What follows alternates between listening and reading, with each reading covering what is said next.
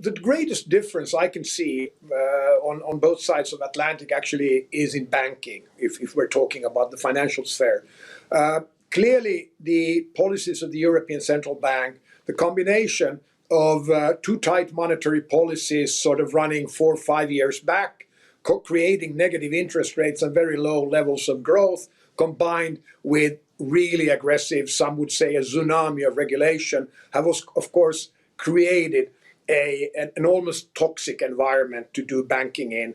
The yield curve was negative up until 30 years maturity, only about a month or two ago. Now the 30-year Euro bond is in positive territory, but the rest of the yield curve is in negative territory. It's very difficult to make money in traditional banking if you have negative interest rates. And of course, the regulations that have been applied to banking in Europe have been much, much more severe than in the US. And as a consequence, and I will only refer to the dividend restrictions, but of course there's much, much more.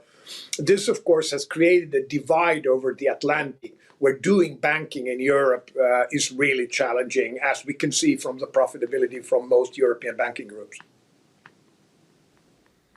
Björn, what comes next here? You know, there's a big fixation on price increases. I know you wear other hats as well. You have responsibility at UPM, so you're seeing price movements in commodities being quite dramatic at the moment. Is there a risk in Europe that we are starting to get a whiff of stagflation as we see prices increase on products to the consumer, but really not a great jump forward in growth, and we're still mired in this pandemic? Well, first of all, I think stagflation as a concept should have been buried in the 1970s with the Phillips curve. But that's more of an ex-professor comment to the question, because I think actually your question is quite good.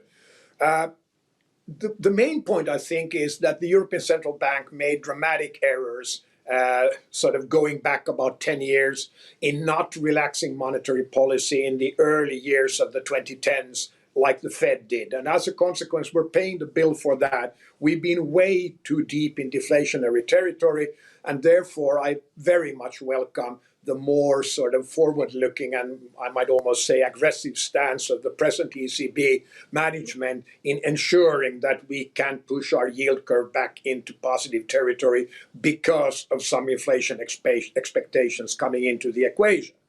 The problem with stagnation in Europe is not really due to COVID or to monetary policy. It's a structural problem. Our taxes are too high, our regulations are too severe, we do not provide incentives in the workplace, we come up with legislation in the European Parliament on every crazy thing you can think of, except doing what the EU did best in olden time, like the Lisbon Agenda. Nobody's talking about the Lisbon Agenda. I may remind you that the idea behind the Lisbon Agenda was to make Europe the most competitive marketplace in the world. It's actually running a very distant, I don't know, fifth now or something. So the problem really with growth has very little to do with monetary policy, except in the very short run. We need structural reform in Europe, and that is the crucial issue.